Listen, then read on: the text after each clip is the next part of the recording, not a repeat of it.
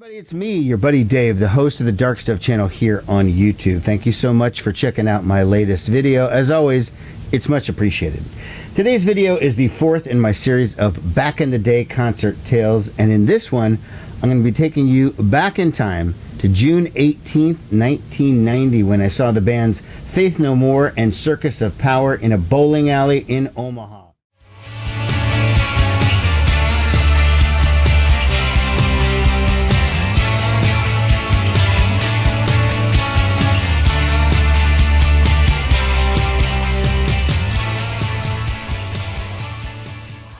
So we're talking about seeing Faith No More in 1990. They were out on tour in support of this album, The Real Thing.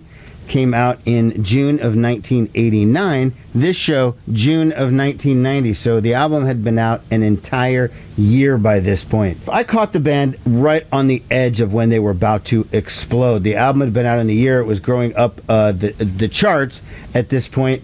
It had the first single, From Out of Nowhere, had kind of fizzled out, but the song Epic, which was the second single, was exploding. You couldn't watch MTV for more than 5 minutes without seeing that video.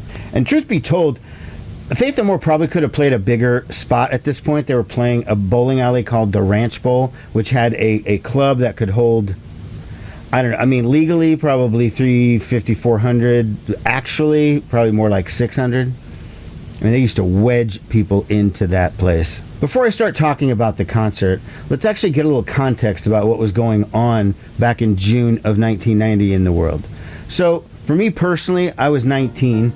I just finished my freshman year of college. I was back home, staying with my parents for summer break, and home being Omaha, Nebraska. That's where I grew up. So in 1990, the President of the United States at that time was George H.W. Bush. Vice President was Dan Quayle.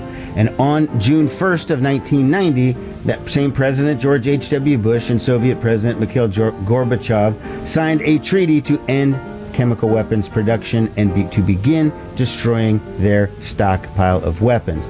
Whether that happened or not, anybody's guess. On June 1st, the Dow Jones Industrial Average hit a record high at the time of 2,997 cents. Just for context, I'm recording this on September 24th, 2025. The Dow Jones closed today at 46,121.28 cents. On June 10th, members of the rap group 2 Live Crew were arrested in Florida for obscenities. A flurry of court cases followed after that. On June 11th, the United Nations appointed Olivia Newton-John as its environmental ambassador. On June 19th, Prince played the first of 12 sold-out nights at Wembley Arena in London, England. And on June 22nd, the state of Florida passed a law which prohibits wearing a thong bathing suit. I feel like that law has been repealed. Have you ever been to Florida? The number one movie on June 18th, 1990 was Total Recall, starring Arnold Schwarzenegger. The number 2 movie, Back to the Future Part 3 with Michael J. Fox and Christopher Lloyd. According to Billboard.com, the top 5 songs of this week were number 1, It Must Have Been Love by Roxette. Number 2, Hold On by Wilson Phillips. Number 3, Poison by Belle Biv DeVoe. Number 4, Step by Step, New Kids on the Block. And number 5 was Vogue by Madonna. Again, according to Billboard.com, as far as the top 200 albums are concerned, here's the top 10. Number 1 was Please Hammer Don't Hurt 'Em by MC Hammer. Number 2, I Do Not Want What I Haven't Got by Sinead O'Connor. Number 3 was the Dick Tracy soundtrack from Madonna. Number 4, the Pretty Woman soundtrack. Number 5, Brigade by Heart. Number 6, Poison by Belle Biv DeVoe. Number 7, Shut Up and Dance by Paula Abdul. Number 8, Violator by Depeche Mode.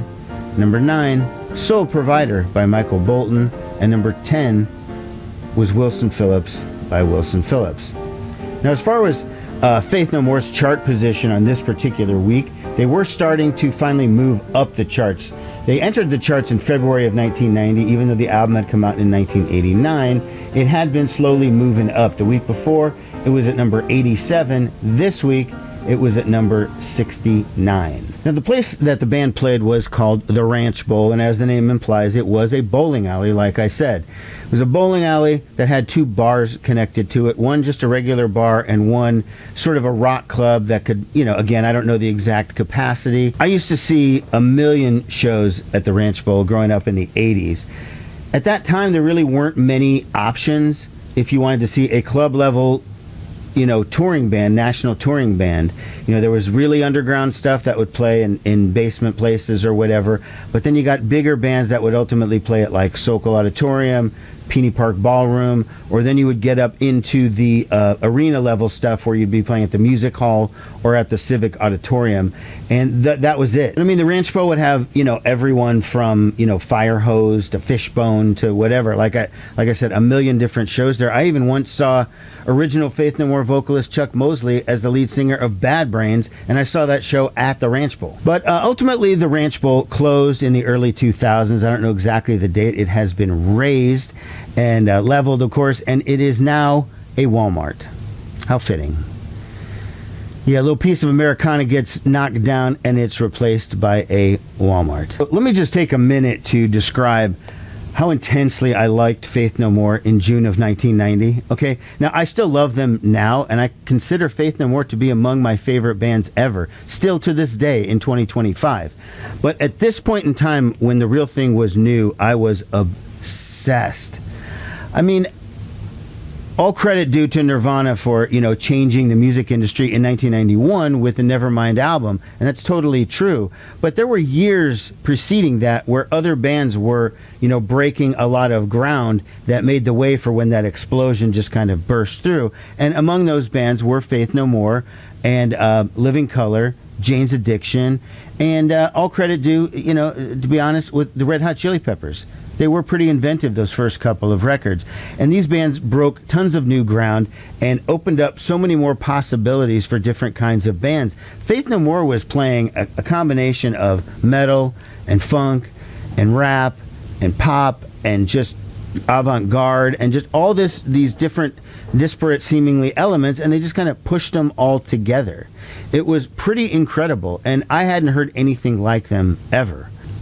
I mean, if you've never heard the old original Faith No More records, like this first one, We Care a Lot, and then the second album, Introduce Yourself, they're great. I mean, I think Faith No More took it up a notch when they got Patton, but I mean, those two records did lay a lot of groundwork. You could hear so many of the elements of the sound. It's just that Mike Patton is such a better singer and vocalist, and that it's just like it took the band to a whole new level. It was absolutely true. That's not a cliche to say that, and that's no disrespect to Chuck, because I thought he was great. But you don't know, whether you can do better unless you try and you get a different singer. But anyways, my obsession with Faith No More, and specifically Mike Patton, was like a pretty big deal. Like I listened to the album constantly, watched the videos constantly, but I also took it up another level where, like, Mike Patton used to wear this T-shirt all the time that had the Looney Tunes cartoon logo on it. It was a white T-shirt with the Looney Tunes logo. I scoured the Westroads Mall in Omaha till I found one of those T-shirts. I bought it, and I used to wear it all the time. I mean, constantly. And I did that 100% because of Mike Patton. I thought he was, like, just the coolest singer at that time. And if any of you put in a comment something about how he ripped off Anthony Kiedis, I'm going to block you, dude, because that's like the dumbest thing ever, okay? He's next level compared to Anthony Kiedis, but that's a side note, because I'm not here to bag on the Red Hot Chili Peppers. I just said their first couple records were pretty inventive. But see how he gets me off on these side notes? So back in that period, for almost any show, whether it was an arena show, a club show like this, theater show, my buddy Matt and I would usually go down to the venue in the afternoon and see if we could meet anyone in the band, talk to someone, get some autographs or whatever. I mean, we always had tickets. We weren't there, asking for free shit, but we were definitely trying to get autographs, trying to meet people, trying to talk to bands. We get down there, and I see some of the guys from Circus of Power. Circus of Power was the opening band on that particular show. If you're unfamiliar with Circus of Power, they're a New York City hard rock band. This was their debut album called Circus of Power.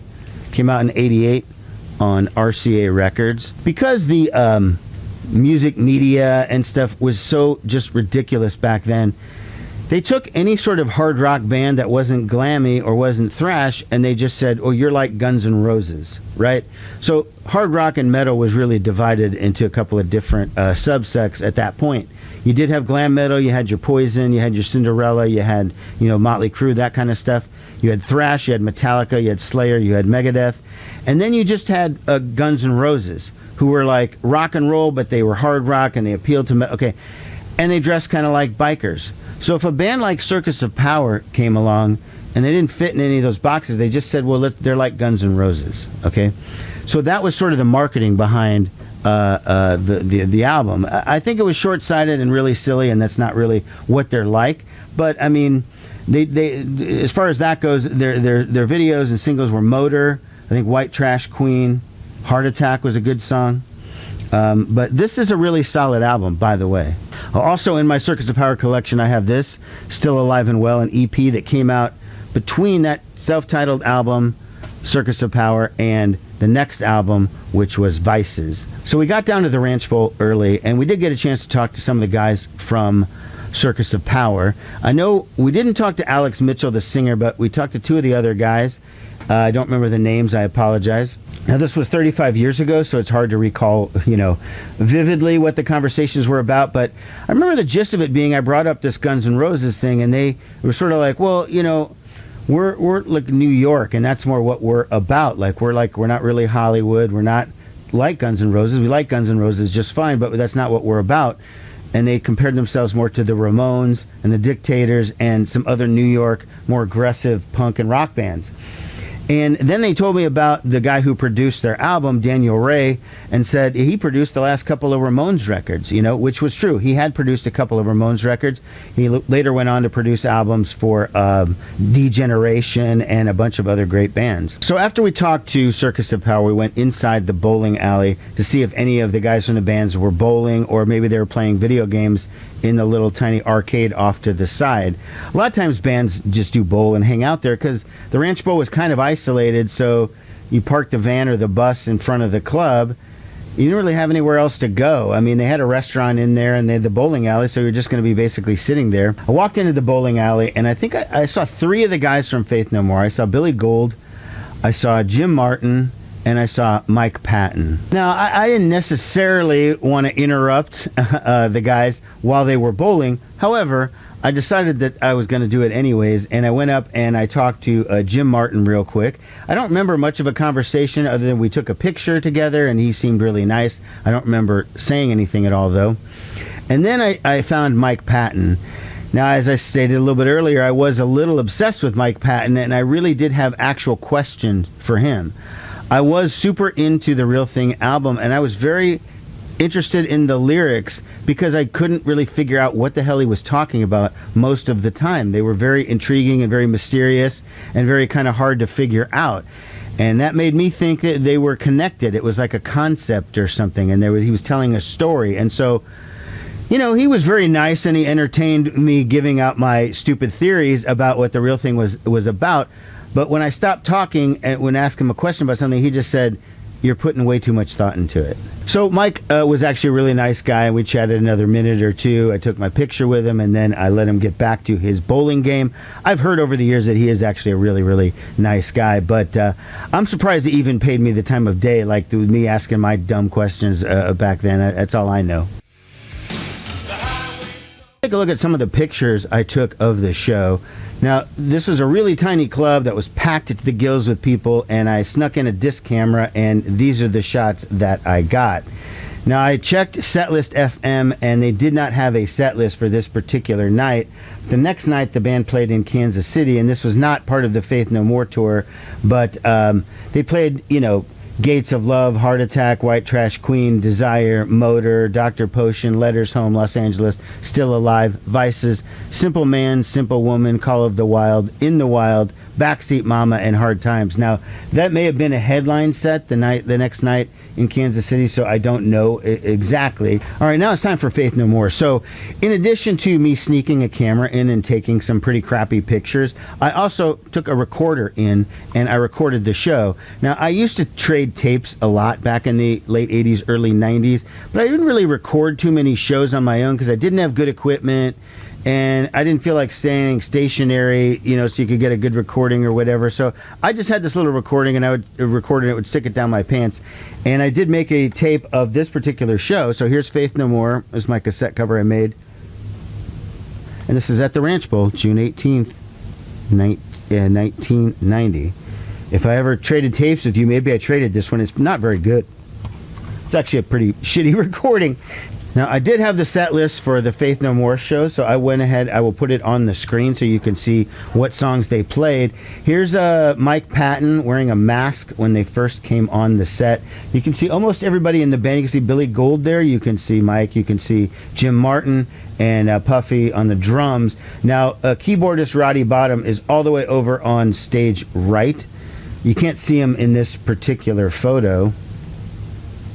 Here's another one. Now, this photo is of note, not just because I got blocked by whatever this thing is, a fan, or maybe it was a scorecard for Keno or something, but if you look closely, Mike Patton is wearing the Looney Tunes shirt, the aforementioned Looney Tunes shirt that I talked about. Now, I did not wear it to the show, because even at that age, I knew how fucking stupid I would look if I had done that.